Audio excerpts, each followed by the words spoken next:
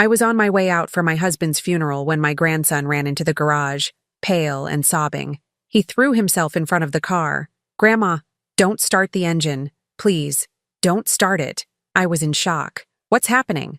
"Just trust me. We're leaving on foot, now." Minutes later, my children started calling nonstop. "Don't answer," he pleaded. I heard them talking about, "I'm glad to have you here. Follow my story until the end and comment the city you're watching from, so I can see how far my story has reached. My name is Phyllis, and I never thought the day of my husband's funeral would become the day I discovered how little my own children valued my life." I was standing in our garage, keys trembling in my hand as I stared at Roman's black sedan. The same car he'd driven for 12 years, the same car that still smelled like his cologne, and the peppermints he always kept in the center console. Today, I was supposed to drive it to his funeral alone because my children had insisted on taking separate cars to handle logistics. I should have known something was wrong when they were so eager to leave without me. The funeral was scheduled for 11 o'clock, and it was already 10:30. I'd spent the morning getting dressed in the navy blue dress Roman had always loved, the one he said made my eyes look brighter. My hands shook as I applied lipstick, trying to look presentable for the dozens of people who would be watching me say goodbye to the only man who'd ever truly loved me. We'd been married for 38 years. 38 years of shared dreams, quiet Sunday mornings, and the kind of love that grows deeper with time rather than fading. Roman had been my anchor, my best friend, my everything. The cancer took him so quickly that I barely had time to process what was happening before he was gone. I pressed the garage door opener and watched as sunlight flooded the concrete floor. The day was beautiful, which felt like a cruel joke. How could the sun shine so brightly on the worst day of my life? I walked around to the driver's side, my black heels clicking against the floor. My purse felt heavy on my shoulder, weighed down by tissues I knew I'd need, and the reading glasses I'd have to use to read the program. Everything felt surreal, like I was watching someone else's life unfold. That's when I heard the footsteps. They were running, fast and frantic. I turned just as my 16-year-old grandson Dean burst through the door that connected the garage to the house. His face was pale, almost gray, and his eyes were wide with terror. Tears streamed down his cheeks as he sprinted toward me. "Grandma, don't start the car," he shouted, his voice cracking with panic. "Please don't start the engine." Before I could react, he threw himself in front of the car, pressing his back against the hood like he was trying to shield it from me. His whole body was shaking, and he was sobbing so hard he could barely catch his breath. "Dean, what on earth?" I started, but he cut me off. "Don't get in the car, Grandma, please. We have to leave on foot. Right now." I stared at him, completely bewildered. Dean had always been a sensitive boy, more thoughtful and caring than his father, my eldest son, Michael, but I'd never seen him like this. Never seen him so terrified that he could barely speak. "Sweetheart, what's happening?" I asked, moving toward him. "The funeral starts in 30 minutes. We can't walk there, it's 7 miles away." "We're not going to the funeral," he said, his voice barely above a whisper. "We can't go. Grandma, you have to trust me. Something terrible is going to happen if you start this car." My heart began to race. Dean wasn't the type of boy to make up stories or cause drama. He was mature for his age, responsible, the kind of teenager who helped elderly neighbors with their groceries and never missed his homework. If he was this scared, something was genuinely wrong. "Dean, you're frightening me," I said, reaching out to touch his shoulder. "Tell me what's going on." He glanced toward the house, his eyes darting to the windows like he was afraid someone might be watching us. Then he grabbed my hand, his fingers ice cold despite the warm morning. "I heard them talking," he whispered. "Dad and Aunt Sarah and Uncle David. They were in the kitchen this morning while you were getting dressed. They thought I was still asleep, but I came downstairs early because I couldn't sleep." My other 2 children, Sarah and David, had both stayed at the house last night to help with arrangements. They'd insisted it would be easier for everyone to leave from here together, though they'd changed their minds about riding together at the last minute. "What did they say?" I asked, though part of me didn't want to know. Dean's face crumpled and fresh tears spilled over his cheeks. They were talking about you, Grandma, about what would happen after today. And then Dad said something about making sure you don't make it to the funeral. The words hit me like a physical blow. I actually stumbled backward, my hand reaching for the car to steady myself. That can't be right, honey. You must have misunderstood. I didn't misunderstand, he said, his voice rising with desperation. Dad said they needed to make it look like an accident, that you were too grief-stricken to drive safely. Uncle David said something about the brakes, and Aunt Sarah laughed. She actually laughed, Grandma. The garage seemed to spin around me. My own children talking about harming me? It was impossible. Yes, we'd had our differences over the years, especially since Roman got sick. They'd been impatient with the medical expenses, frustrated with how much time his care was taking, annoyed that I wouldn't consider putting him in a facility, but planning to hurt me? Dean, are you absolutely certain about what you heard? I asked, my voice barely steady. He nodded vigorously. I recorded some of it on my phone, he said, pulling the device from his pocket with shaking hands. I couldn't get it all, but I got enough. Grandma, they want you dead. The word dead hung in the air between us like a physical presence.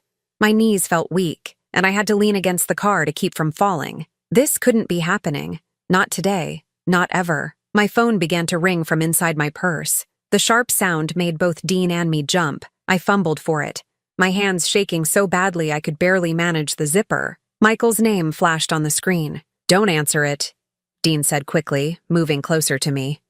Please, Grandma. They're probably wondering where you are. They expected you to be gone by now.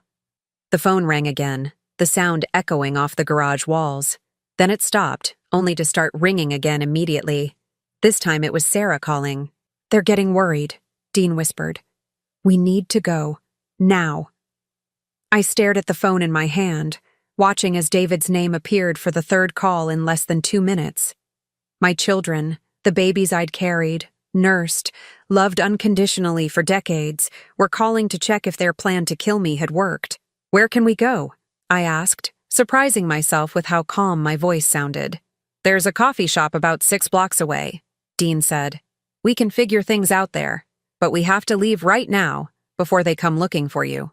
I looked at Roman's car one more time, thinking about all the trips we'd taken in it, all the memories we'd made. Then I thought about what Dean had told me, and I felt something I'd never felt before when thinking about my children. Fear. Okay, I said, closing my purse and taking Dean's arm. Let's go. As we walked toward the street, leaving the garage door open and the car sitting there like evidence of a crime that never happened, my phone rang again. This time, all 3 of my children were calling in succession, over and over, their names flashing across my screen like accusations. Don't answer, Dean pleaded again, and I didn't.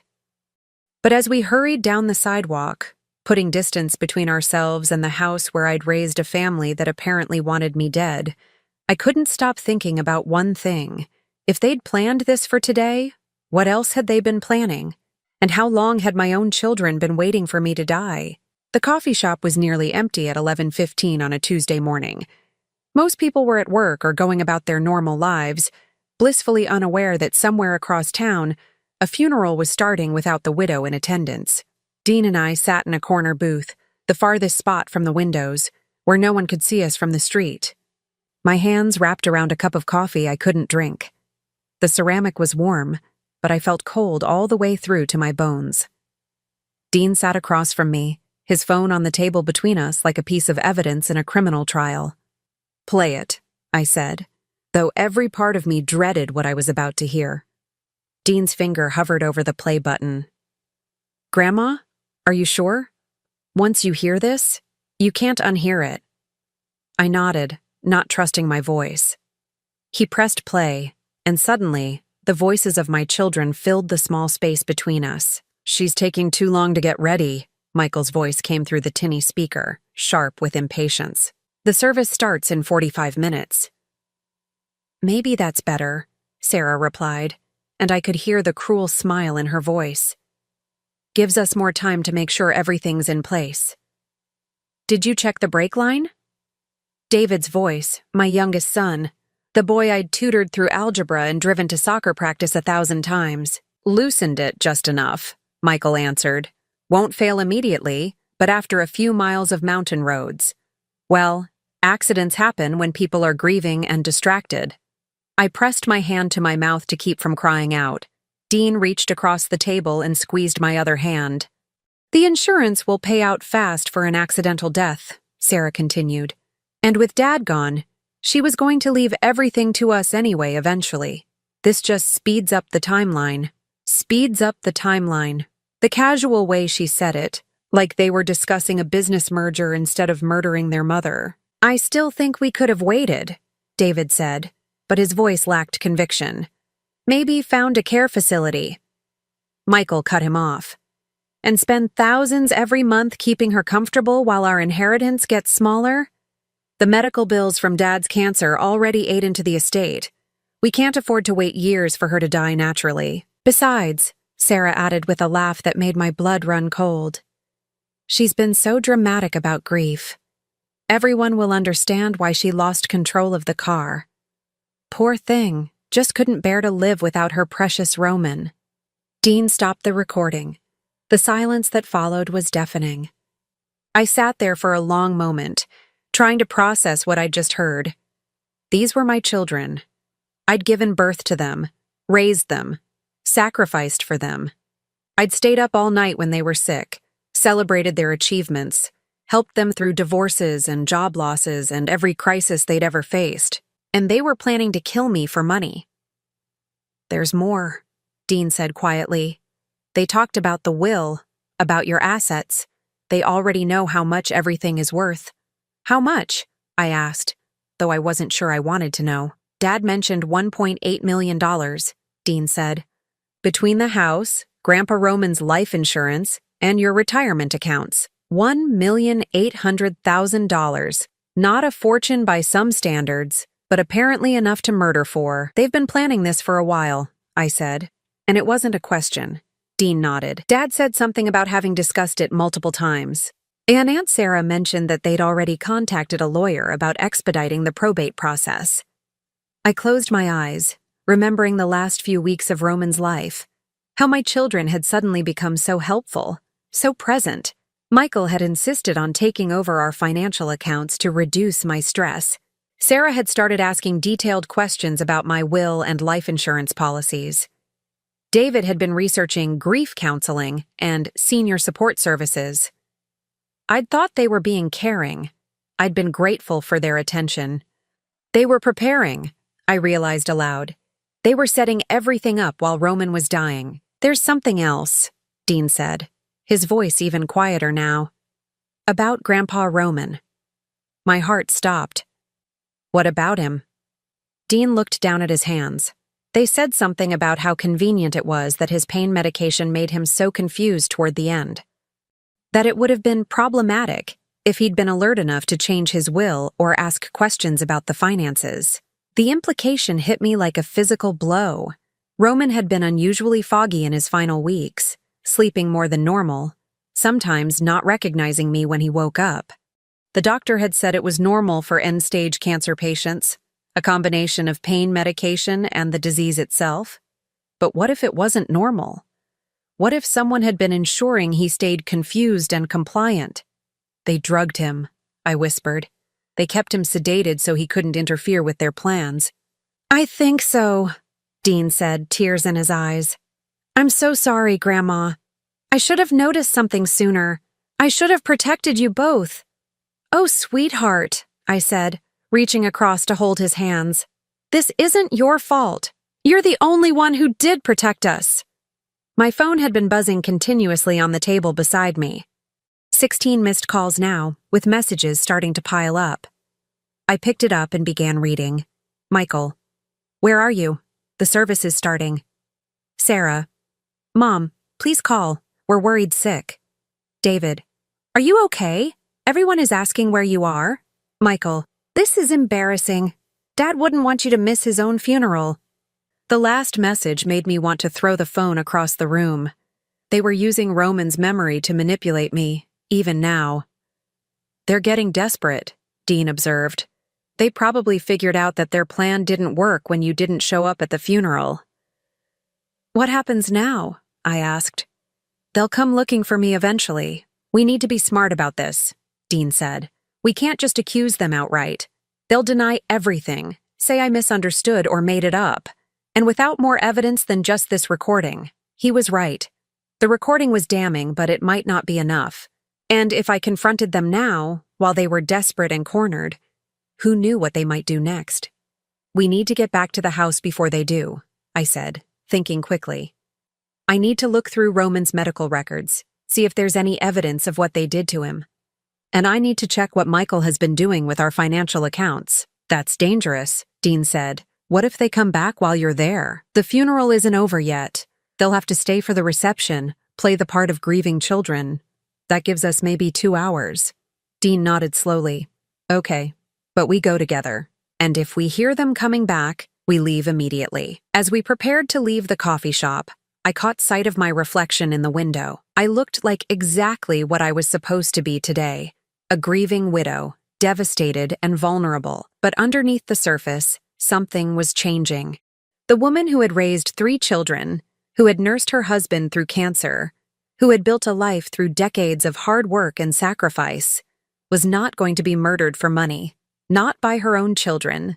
Not by anyone. Dean, I said as we walked back toward the house, I need you to promise me something. Anything, Grandma? Whatever we find in that house, whatever evidence we discover, we're going to be very careful about how we use it. I won't let them destroy what your grandfather and I built together.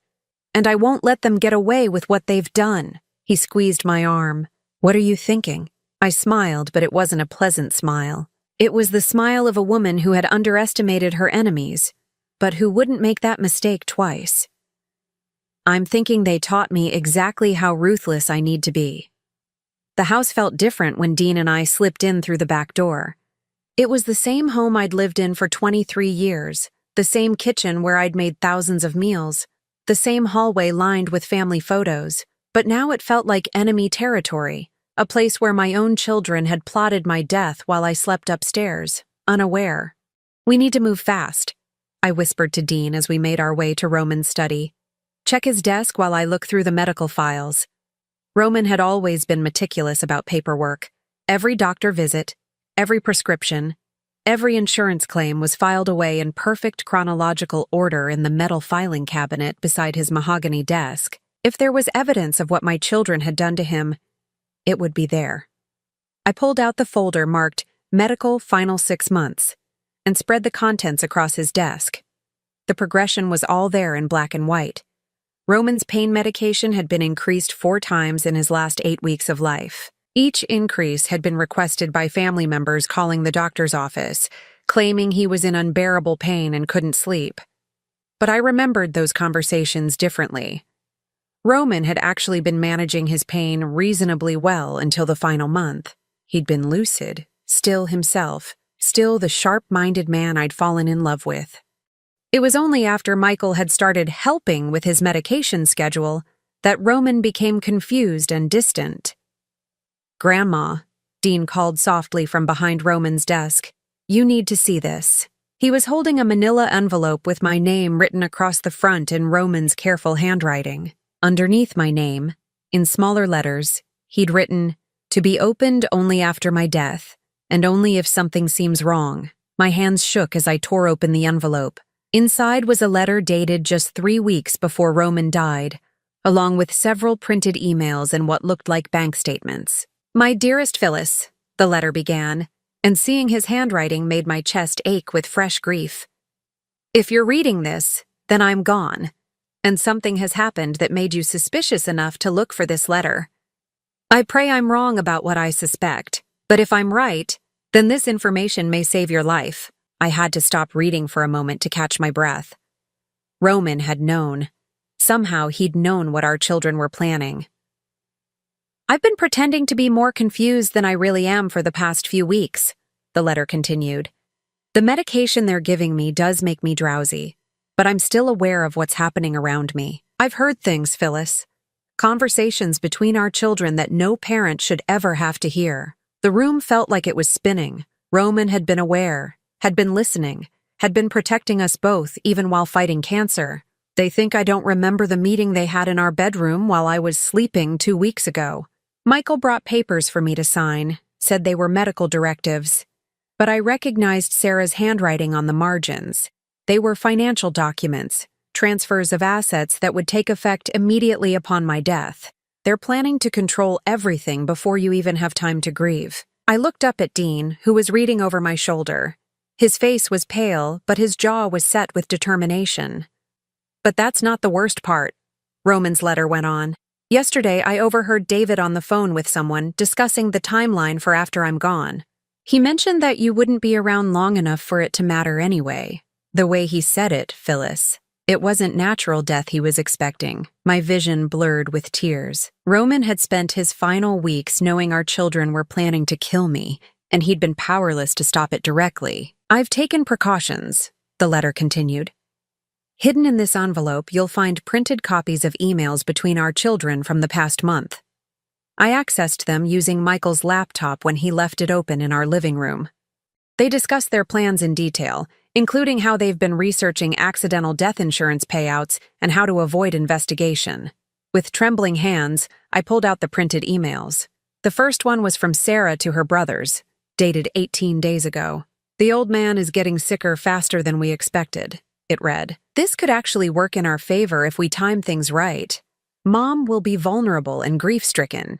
People will understand if she has an accident shortly after losing him. The next email was Michael's response. I've been researching insurance policies.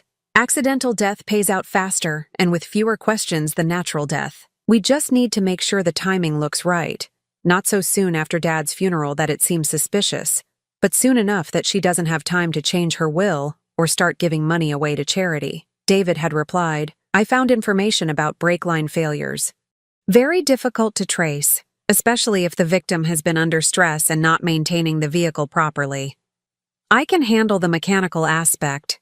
I felt sick reading my youngest son's clinical discussion of murdering me. David, who used to climb into my lap during thunderstorms, who I'd held when he broke his arm falling out of the oak tree in our backyard. There's more, Dean said quietly, pointing to another email. This one was from Sarah, dated just 5 days before Roman died. We need to keep him sedated enough that he doesn't start asking questions about his accounts. I doubled his evening pain medication last night, told Mom the doctor had called with new instructions. He was so out of it this morning, he didn't even recognize her at first. Perfect. The pieces were falling into place with horrible clarity. My children hadn't just been planning my death. They'd been slowly poisoning their father to keep him from interfering. The bank statements, I said, grabbing the remaining papers from the envelope. Roman said there were financial documents. The statements showed activity from the past 2 months that I didn't recognize. Small transfers, moved from our joint checking account to an account I'd never heard of. $2,500 here, $1,800 there. Amounts small enough that I wouldn't notice with all the medical bills and funeral expenses, but over 8 weeks they'd stolen more than $12,000. They've been skimming money, Dean said, adding up the figures. And look at this. They opened the new account using forged signatures. I flipped to the signature card stapled to the back of the statements. There was my signature and Roman's, except I'd never signed these documents.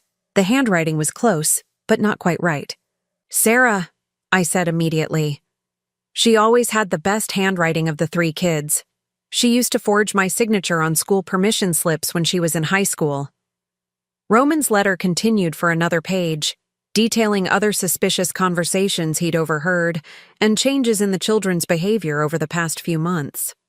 But it was the final paragraph that hit me hardest. Phyllis, my love, I wish I could protect you from this, but my time is running short. They're being very careful to make sure I stay too medicated to think clearly, and I'm not strong enough to fight both the cancer and them. But you are strong enough. You're the strongest person I've ever known. Don't let them destroy what we built together. Don't let them win. At the bottom of the letter, Roman had written one final instruction. Check the safe. The combination is our anniversary date. There's something there you'll need. I looked at Dean. Did you know about a safe? In their bedroom, he said. Behind the painting of the lake house. Grandpa showed it to me once when I was little. We made our way upstairs, moving as quietly as possible. Every creak of the floorboards made us freeze, listening for sounds of my children returning. But the house remained silent, except for the ticking of the grandfather clock in the hallway, counting down the minutes until the funeral reception would end, and they would come looking for me. The safe was exactly where Dean remembered, hidden behind the watercolor painting of the cabin where Roman and I had honeymooned. The combination lock turned easily when I entered our anniversary date, June 14th, 1985. Inside was a manila folder containing documents I'd never seen before. "What is it?" Dean asked as I pulled out the papers. I read the top document twice before I could believe what I was seeing. It was a new will, dated 1 week before Roman died, and properly notarized by his longtime lawyer, James Morrison. But this will was completely different from the one Roman and I had discussed. Instead of leaving everything to our children equally, this will established a trust. Dean would inherit 25% of our assets when he turned 21, and another 25% when he turned 30. The remaining 50% would go to the National Cancer Research Foundation. Our children would receive nothing. "He knew," I whispered. "Roman knew what they were planning, and he protected us both." But there was one more document in the folder that made my blood run cold. It was a photocopy of life insurance policies I didn't know existed. Policies that Michael had taken out on both Roman and me in the past 6 months, with himself, Sarah, and David listed as beneficiaries. The combined payout would be $800,000.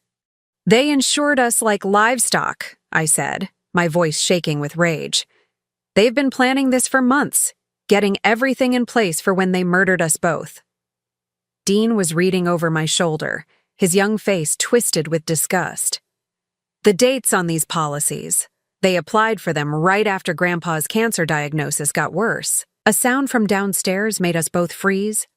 Car doors slamming, voices in the driveway. They were back. "Quick," I whispered, stuffing Roman's letter and the safe documents into my purse. "We need to get out of here." But as we crept toward the back staircase, I heard Michael's voice from the kitchen below. "Her car is still in the garage," he was saying. "So where the hell is she?" "Maybe she walked to a neighbor's house," Sarah replied. "She was always close to that Patterson woman next door." "No," David said, and I could hear the worry in his voice. "Something's wrong. She should have been in an accident by now. The brake line was definitely compromised." "Well, obviously something went wrong with your brilliant plan," Sarah snapped. "Now what do we do?" "We stick to the backup plan," Michael said, his voice cold and determined. "We find her, convince her she's too grief-stricken to be making decisions, and get her to sign the conservatorship papers. Once we have legal control, we can figure out a more permanent solution." They were talking about backup plans for my murder, standing in my kitchen, eating the casseroles that neighbors had brought to comfort our family. I looked at Dean and saw my own determination reflected in his young eyes. We had the evidence we needed. We had Roman's final gift to us, the truth about what our children had become. Now we just needed to survive long enough to use it.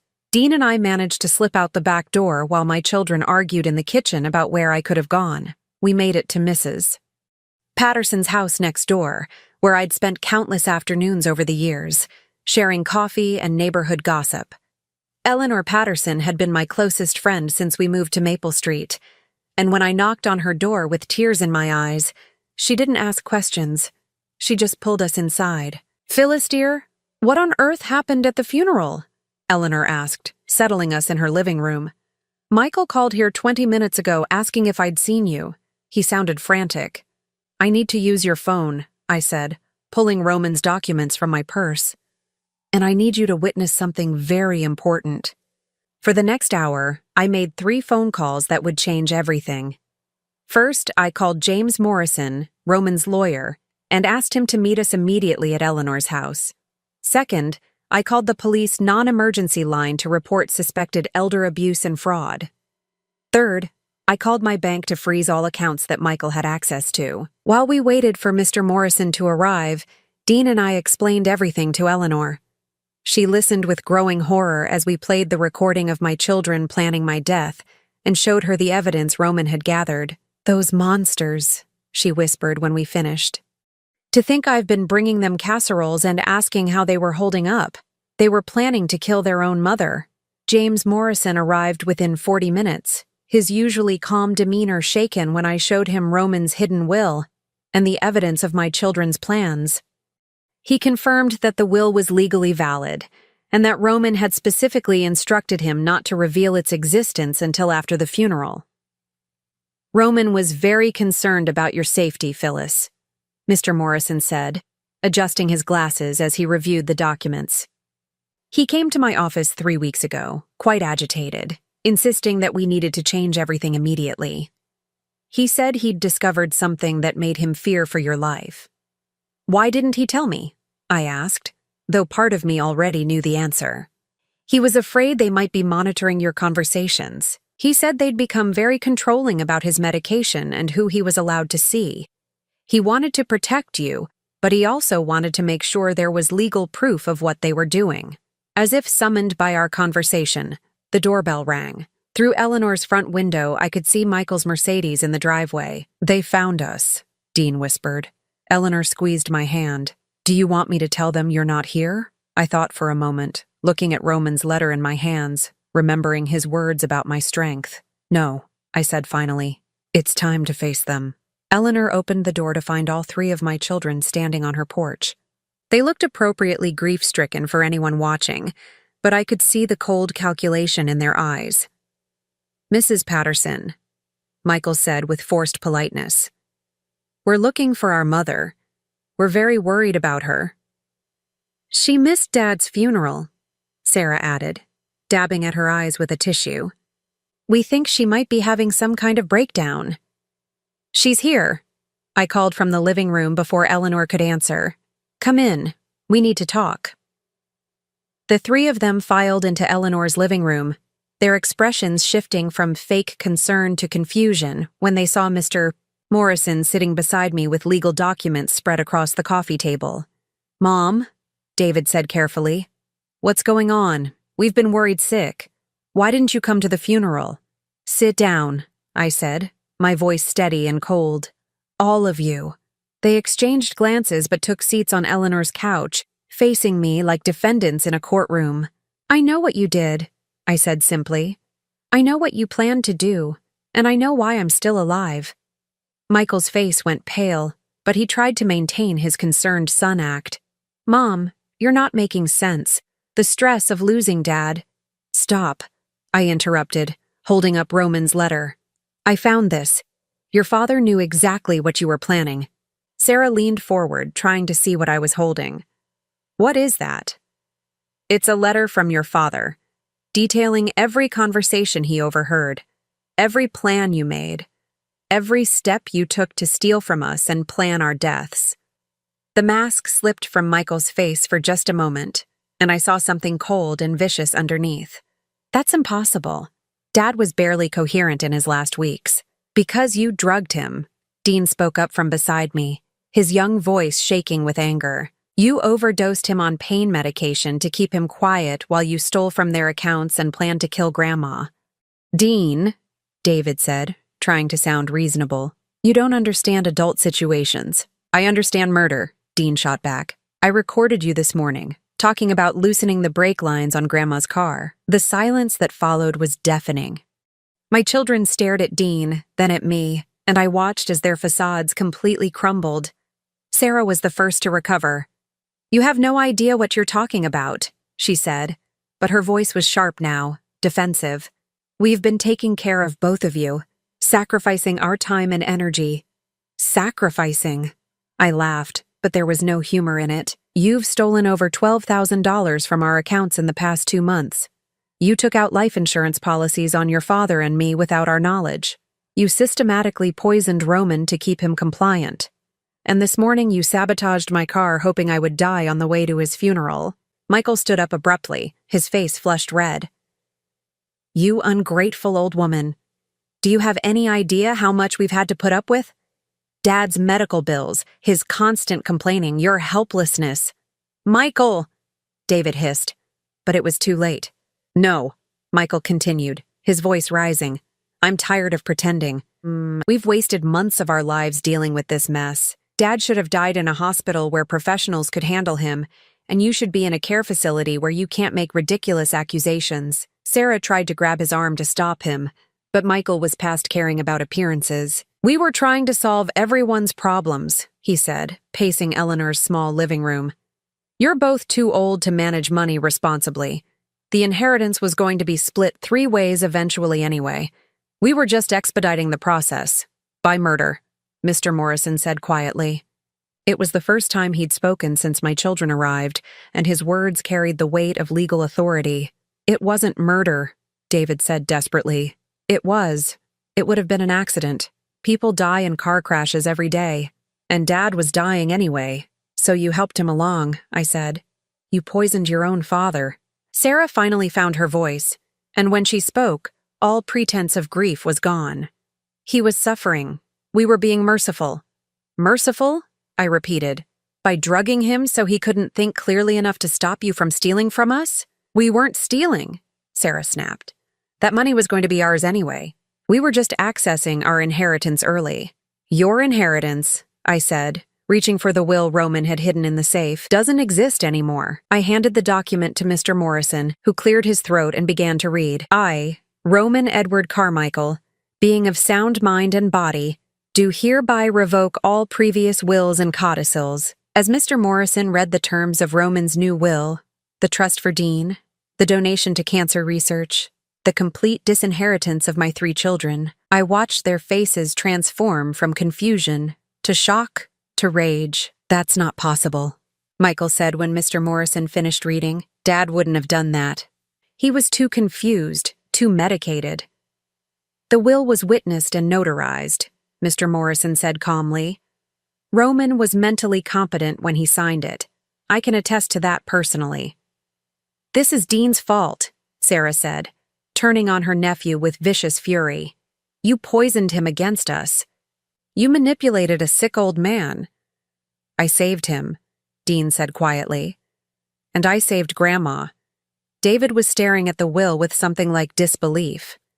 $800,000 to charity? 25% to Dean? Mom, you can't let this stand. You can contest it? Claim Dad was mentally incompetent? Why would I contest a will that protects my assets from 3 people who tried to murder me? I asked. We never tried to murder you, Michael said, but his voice lacked conviction. I pulled out my phone and played the recording Dean had made that morning. Their own voices filled Eleanor's living room, discussing brake lines and insurance payouts, and making my death look accidental. When the recording ended, Michael's shoulders slumped in defeat. You don't understand the pressure we've been under. Our mortgages, our kids' college expenses, the economy. So you decided to solve your financial problems by killing your parents, I said. Is that what you're telling me? Sarah stood up, her face twisted with anger. You have no right to judge us. You and Dad lived through the easy times. Houses were cheap. Jobs were secure. You could raise a family on one income. We're drowning in debt while you sit on nearly $2 million that you'll never spend. $2 million that I earned through 40 years of work and careful saving, I replied. Money that your father and I plan to use for our retirement, our medical care, maybe some travel in our golden years. What golden years? David said bitterly. Dad's dead, and you're 63. How many years do you have left? 10? 15? Meanwhile, we're struggling to put food on the table for our families. I looked at my youngest son, remembering the little boy who used to make me Mother's Day cards with construction paper and glue. So you decided I didn't deserve those years. You decided to take them from me. We decided to be practical, Michael said, his voice cold. You're old, Mom.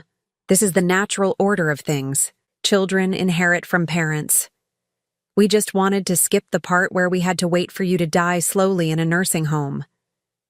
The casual cruelty of his words took my breath away. These were my children, the babies I'd nursed and loved and sacrificed for, talking about murdering me like it was a reasonable business decision. Get out, I said quietly. Mom? David started. Get out of this house. Get out of my life. All of you. You can't cut us off completely, Sarah said, desperation creeping into her voice. We're your children. No, I said, standing up and facing the three people who had once been the most important things in my world. You're strangers who happen to share my DNA. My children died the moment you decided my life was worth less than your convenience. They left then, but not quietly. Michael slammed Eleanor's front door so hard that her china cabinet rattled. Sarah screamed at me from the driveway that I'd regret this decision. David just looked broken, like he was finally realizing the magnitude of what they'd tried to do. As we watched them drive away, Mr. Morrison began gathering up the legal documents. I'll file the police report about the insurance fraud and the theft from your accounts. With the evidence Roman gathered and Dean's recording, there should be enough for criminal charges. I nodded, but I felt hollow inside. We'd won, but the victory tasted like ash in my mouth. Grandma, Dean said softly, are you okay? I looked at my grandson, this brave young man who had saved my life and helped me uncover the truth. He would inherit a substantial sum when he came of age, but more than that, he'd inherit the knowledge that he'd done the right thing when it mattered most. I will be, I said, and for the first time since this nightmare began, I believed it was true. 3 days after the confrontation at Eleanor's house, I did something my children would never expect. I called them and invited them to dinner. I've been thinking about what happened, I said, when Michael answered his phone. My voice carefully modulated to sound uncertain and fragile. Maybe I overreacted. Maybe we need to talk this through as a family. There was a long pause before he responded. Mom, are you feeling all right? I'm lonely, I said, which wasn't entirely a lie.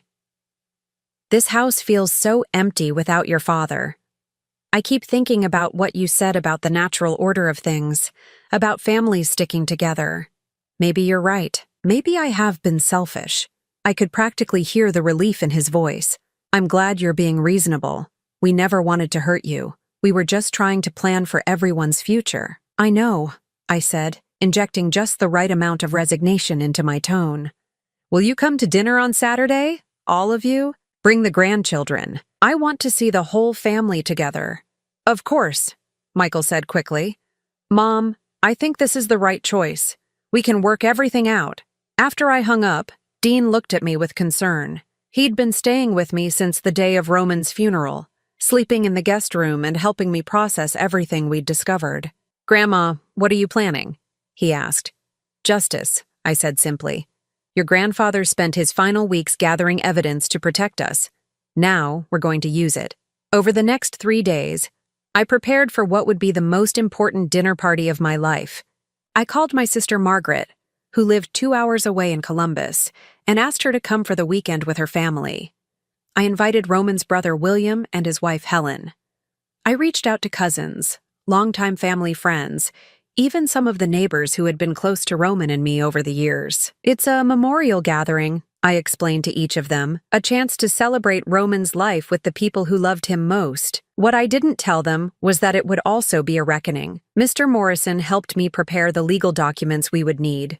He'd been in contact with the police about the insurance fraud and the theft from our accounts, and Detective Sarah Chen had assured us that charges would be filed once they completed their investigation.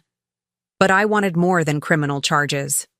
I wanted my children to face the truth about what they'd done in front of the people who had watched them grow up. On Saturday afternoon, I spent hours cooking Roman's favorite meal, pot roast with vegetables, fresh dinner rolls, and apple pie for dessert. The house filled with the warm smells that had always meant family and love and safety. It felt like a cruel irony, preparing a feast for people who had wanted me dead. Dean helped me set the table in our formal dining room, the one we usually reserved for holidays and special occasions.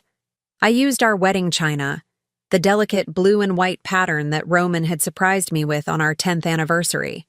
Are you sure about this? Dean asked as we folded napkins and placed them beside each plate. I'm sure, I said. Your grandfather always believed that the truth should be spoken clearly and without apology. That's what we're going to do tonight. The first guests to arrive were Margaret and her family. My sister took one look at my face and knew something was wrong. Phyllis, she said after her husband and teenage daughters had gone into the living room. What's really going on?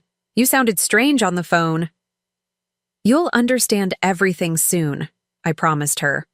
But Margaret, I need you to know that whatever happens tonight, Dean and I are safe now. Her eyes widened with alarm, but before she could ask more questions, Roman's brother William arrived with Helen. Then came the neighbors, the family friends, the cousins I hadn't seen in months. By 6 o'clock, the house was full of people who had genuinely cared about Roman and who, I hoped, still cared about me. Michael, Sarah, and David arrived together at 6:15, their children in tow. My grandchildren, Michael's twins Emily and Jake, Sarah's daughter Sophie, and David's son Marcus, were confused by all the company but excited to see their cousins. "Mom," Sarah said, pulling me aside in the kitchen. "I thought this was going to be just family." "It is family," I replied. "Everyone here loved your father." Michael looked around the crowded living room with barely concealed irritation. "This seems like a lot of people for a private discussion." "Oh, we'll have our private discussion," I assured him. "After dinner." The meal itself was surreal. I sat at the head of the table where Roman used to sit, watching my children make small talk with relatives and neighbors, playing the parts of grieving siblings who were supporting their widowed mother. They were good at it, I had to admit. If I hadn't known what I knew, I would have believed they were genuinely concerned about my welfare. Margaret sat to my right, William to my left. Dean sat directly across from me, his steady presence giving me strength. My 3 children were scattered around the table with their families, probably trying to avoid being seated together in case they needed to present a united front later. "Roman would have loved this," Helen said during a pause in the conversation. "He always said that food tastes better when it's shared with people you love." "He did say that," I agreed. "He also used to say that the most important thing in life was family trust, that once you lost that, you'd lost everything." I saw Michael and Sarah exchange a quick glance across the table. "Dad was always full of wisdom like that," David said, his voice carefully neutral. "Yes, he was," I said. "In fact, he left behind quite a bit of wisdom for all of us, some of it written down." After dinner, I served coffee and pie in the living room while the grandchildren played in the backyard. When everyone was settled with their dessert, I stood up in front of the fireplace where Roman and I had exchanged our wedding vows 23 years ago. "I want to thank you all for coming tonight," I began. "Roman would have been touched to see so many people who cared about him gathered in our home." There were murmurs of agreement around the room. As many of you know, Roman was a careful man, a thorough man. He believed in preparation, in making sure his family would be taken care of no matter what happened to him. Michael shifted uncomfortably in his chair. Sarah stared at her coffee cup.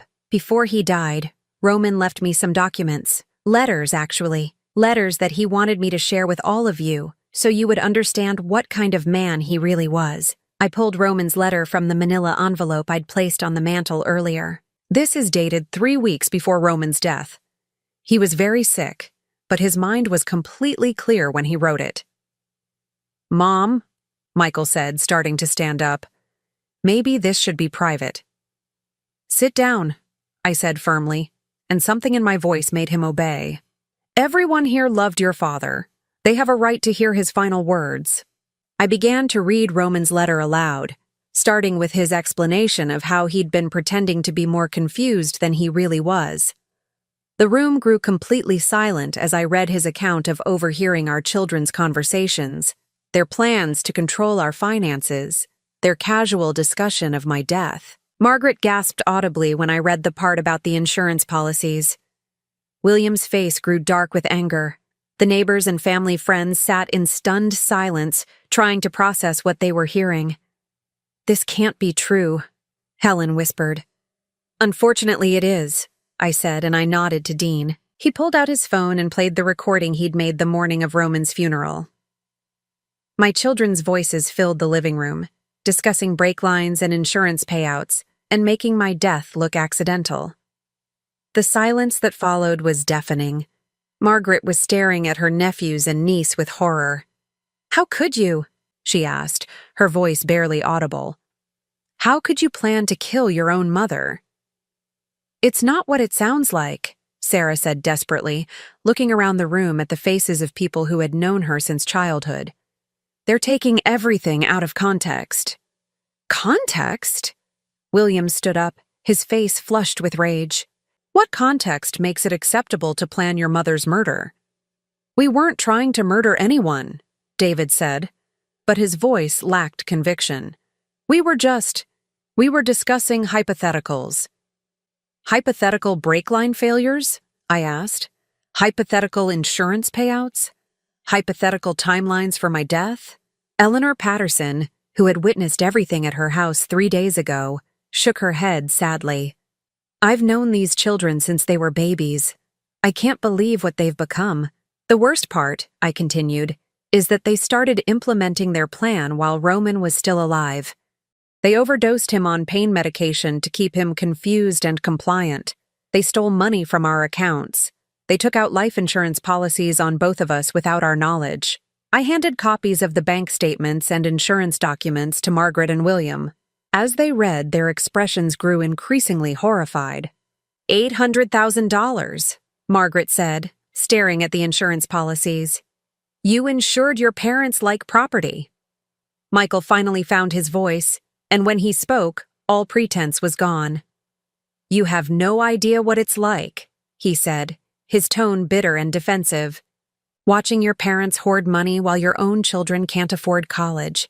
Knowing that millions of dollars are just sitting there while we struggle to pay our mortgages. So you decided to kill us for it, I said flatly. We decided to be practical, Sarah snapped, apparently forgetting that the room was full of witnesses. You're old. Dad was dying anyway. We were just trying to solve everyone's problems efficiently. The gasps and exclamations from around the room seemed to finally penetrate her awareness. She looked around at the shocked faces of relatives and neighbors, realizing too late that she'd just confessed to conspiracy to commit murder in front of 20 witnesses. Sarah, David hissed, but it was too late. You solved your problems, all right, I said. You solved them permanently. I reached for the final document I'd prepared, the one that would end this chapter of my life forever. Roman left behind one more surprise for you, I announced. A new will, properly witnessed and notarized, that he signed 1 week before his death. In it, he left 25% of our assets to Dean when he turns 21, another 25% to him when he turns 30, and 50% to the National Cancer Research Foundation. The 3 of you inherit nothing. The color drained from Michael's face. That's not possible. He was too sick to make legal decisions. Mr. Morrison can attest to his mental competency, I said, but it doesn't matter now anyway, because I've decided to honor Roman's wishes completely. I held up the document I'd signed that morning. This is my own new will, which mirrors your father's exactly. Dean will inherit from me when the time comes. The 3 of you will not. You can't do this, Sarah said, desperation making her voice shrill. We're your children. No, I said, looking at each of them in turn. You stopped being my children the moment you decided I was worth more dead than alive. You're strangers to me now. David was crying, which surprised me. Mom, please. We made a mistake, but we're still family. Family doesn't try to murder each other for money, William said disgustedly. Roman was right to cut you out. Margaret stood up and came to stand beside me. Phyllis, you're welcome to come stay with us for as long as you need. You shouldn't be alone in this house. Thank you, I said. But I'm not alone. I have Dean. I looked at my grandson, this brave young man who had saved my life and helped me uncover the truth. He would be the only one to carry on the family name with honor. I think it's time for this gathering to end, I announced. For those of you who truly cared about Roman, thank you for coming. For those of you who didn't, I looked directly at my 3 children. Please leave my house and don't come back. As the legitimate guests began to file out, offering hugs and promises to stay in touch, Michael made one last, desperate attempt. Mom, you'll regret this. When you're old and sick and need someone to take care of you, we won't be there. I smiled at him, and it wasn't a pleasant smile. I'm counting on it. After everyone else had gone, Dean and I sat in the quiet living room, surrounded by empty coffee cups and pie plates. The house felt peaceful for the first time since Roman's death. "Do you think Grandpa would be proud of us?" Dean asked. I thought about Roman's letter, about his final words telling me I was strong enough to fight for what we'd built together. "I think he's finally at peace," I said, "and so am I." 6 months after that final dinner party, I was sitting on the front porch of my new home in Millfield, a small town about 60 miles from where Roman and I had spent most of our married life. The house was smaller than our old place, but perfect for my needs.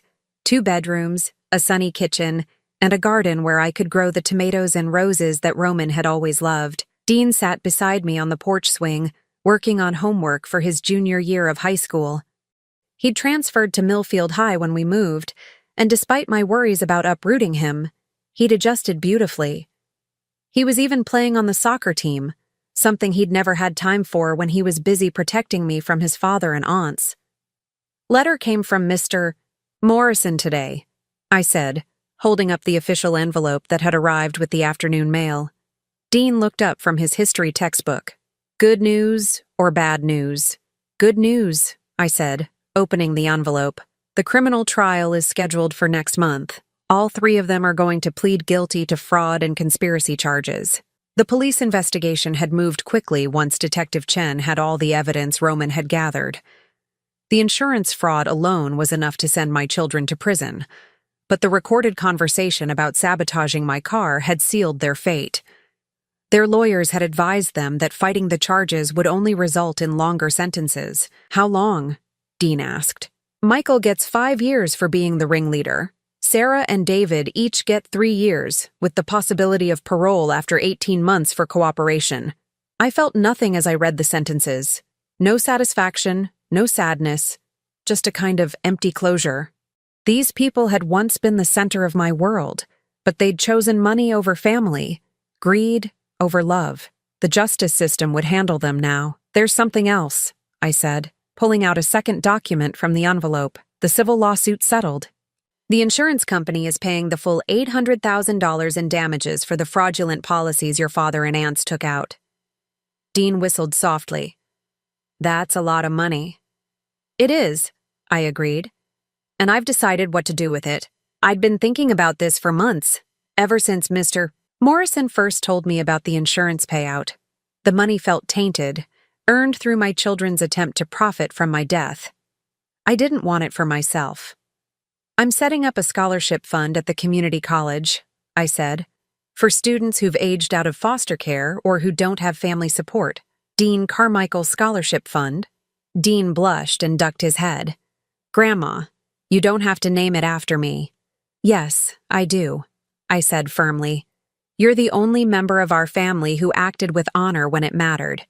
Your grandfather would want his name associated with helping young people who have to make their own way in the world, just like you did." It was true.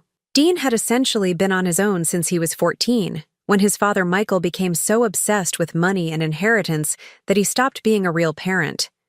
Dean had raised himself, and he'd done a better job than any of my children had managed with all their advantages. The scholarship would provide full tuition and living expenses for 2 students per year, renewable for up to 4 years. Mr. Morrison had helped me structure it so that it would continue long after I was gone, funded by the insurance settlement and a portion of my own estate. "Have you heard from any of them?" Dean asked quietly. He never used their names anymore. They were just them, or they, the people who used to be our family. "Sarah writes from jail sometimes," I said, asking me to forgive her, promising she's learned her lesson. I don't respond. The letters arrived every few weeks, written on prison stationery in Sarah's careful handwriting. They were full of apologies and excuses, explanations about financial pressure and momentary lapses in judgment. She seemed to genuinely believe that what they'd done was just a mistake, a temporary madness that could be forgiven and forgotten. I read each letter once and then threw it away. Some things couldn't be forgiven, not because I wasn't capable of forgiveness, but because forgiving them would require me to pretend that attempting to murder your mother for money was somehow understandable. "What about Michael and David?" "Nothing," I said. "Michael's too proud to apologize and David's too ashamed. I think that's for the best." A car pulled into our driveway, Eleanor Patterson's blue Honda. She'd been driving down to visit us every other weekend since we moved, claiming she needed to make sure we were settling in properly. Really, I think she was as lonely as we were. "Phyllis!" she called, getting out of the car with a covered dish in her hands. "I brought that casserole you like, and some news from the old neighborhood." Eleanor had become our connection to our former life, bringing us updates about neighbors and mutual friends. Most of the news was ordinary: who was selling their house, whose grandchildren were visiting, which gardens were thriving despite the unseasonably dry summer. "Mrs. Chen wants to know if you'd be willing to speak to her police training class," Eleanor said as she settled into the wicker chair across from our porch swing, "about recognizing elder abuse and financial crimes. She says your case has become a teaching example." I considered this. Detective Chen had been thorough and compassionate throughout the investigation, treating me like a victim rather than a foolish old woman who should have seen the signs sooner. "I think I'd like that," I said, "if it helps other families avoid what we went through." "And there's other news," Eleanor continued, her expression growing more serious. "The old house sold." I felt a small pang at this announcement, though I'd known it would happen eventually. The house where Roman and I had been happy, where we'd raised our children and celebrated holidays and built a life together, had been sold to pay the children's legal fees and restitution to the insurance company. "Who bought it?" "Young couple with twin babies," Eleanor said. "The husband is a doctor, the wife is a teacher. They seem lovely. They're already talking about putting in a playground in the backyard." I smiled at this. The house would have children again. Laughter and noise and the chaos of family life. Maybe this new family would be everything that mine had failed to be. "That's wonderful," I said, and I meant it. As the sun began to set behind the maple trees that lined our street, Eleanor headed back to her car. Dean went inside to shower and start dinner. He'd become an excellent cook in the months since we'd moved, taking over many of the household responsibilities without being asked. I stayed on the porch swing, rocking gently as the evening air cooled around me. This time of day had always been my favorite, the quiet hour when work was done and the evening stretched ahead with its promise of rest and contentment. My phone buzzed with a text message. I expected it to be Margaret, checking in as she did every few days, but instead it was from a number I didn't recognize. "Mrs. Carmichael. This is Jessica from the Dean Carmichael Scholarship Fund. I wanted you to know that we've selected our first 2 recipients. Would you like to meet them?" I smiled and typed back. I would love that. The scholarship fund was already becoming more than I'd hoped. Jessica Martinez, the young woman I'd hired to administer it, had reached out to high schools and social service agencies throughout the county. The applications that had come in were heartbreaking and inspiring in equal measure. Young people who had survived abuse, abandonment, and poverty, but still believed in education and opportunity. Our first 2 recipients were Marcus Thompson, 18, who had been in foster care since he was 12 and wanted to study automotive technology, and Elena Rodriguez, 19, who had been supporting her younger siblings since their mother died and dreamed of becoming a nurse. "Grandma?" Dean called from inside the house. "Dinner's ready." I stood up from the porch swing, taking one last look at the peaceful street where we'd built our new life. Tomorrow, I would meet the first students who would benefit from the fund that bore Dean's name. Next week, I would speak to Detective Chen's training class about recognizing the signs of elder abuse. Next month, I would testify at my children's sentencing hearing, not to ask for leniency, but to make sure the judge understood the full extent of what they'd planned. But tonight, I would have dinner with my grandson, the brave young man who had saved my life and helped me discover the truth. We would talk about his soccer games and his upcoming SAT tests and his plans for college. We would watch the evening news together and maybe a movie afterward. It was a simple life, but it was ours. We had each other, we had our health, and we had the satisfaction of knowing that we'd fought for what was right and won. As I walked toward the kitchen where Dean was setting the table for 2, I thought about Roman's letter, his final words about my strength, and his confidence that I could protect what we'd built together.